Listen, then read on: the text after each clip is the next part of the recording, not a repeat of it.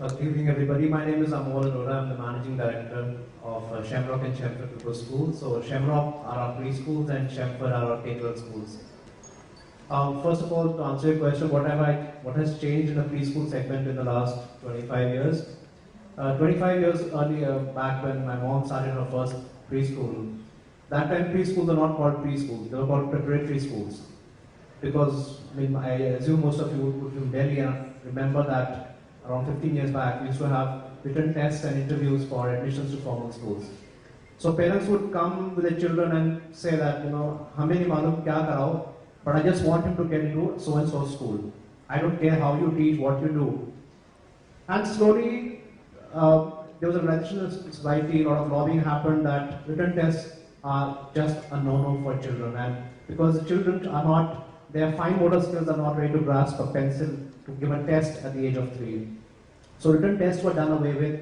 Then we all moved towards interviews. So the role of preschools at that time was to prepare children for those interviews.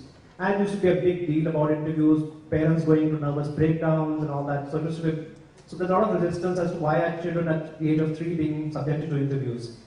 So that changed. And when interviews were done away with, and in Delhi, since we were first 20 years we were based only in Delhi and NCR, they said now we don't have interviews, we only have draw of lots for admissions to formal schools.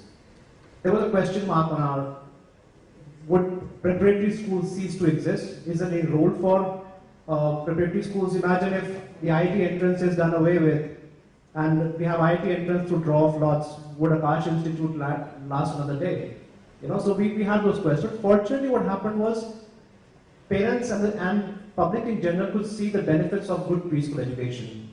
A child who has been through a good preschool system is more confident, has more social skills because, as Anirudh said, children these days are growing up in nuclear families.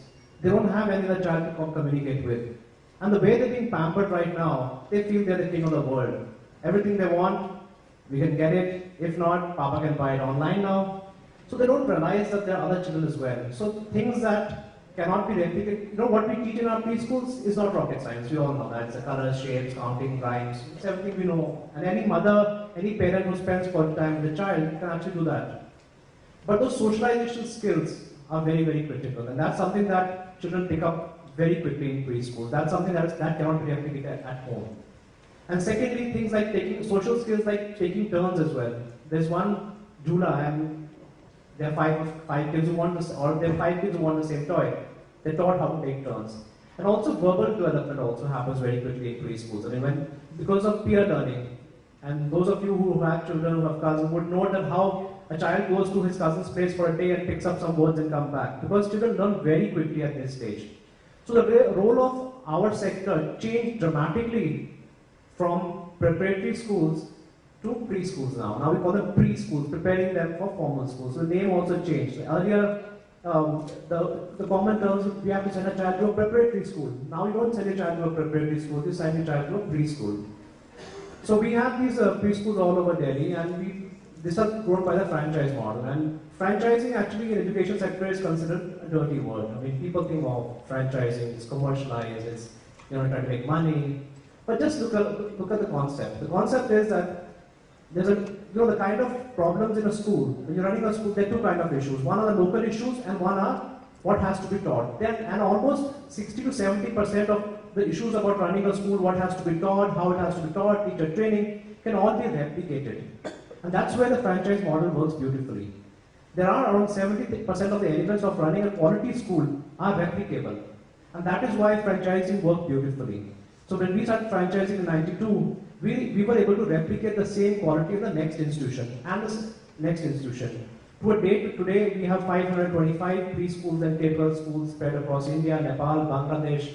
And the standardization is so much that children can actually get transferred from one school to another, and they would not feel a dip in the quality of education.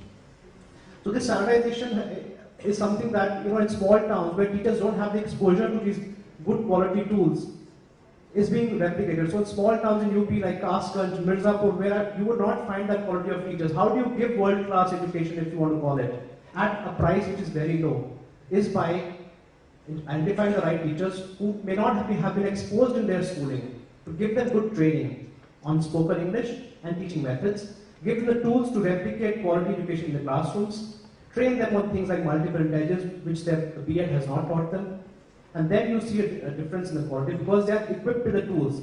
But every school cannot create them on their own. It does not make sense.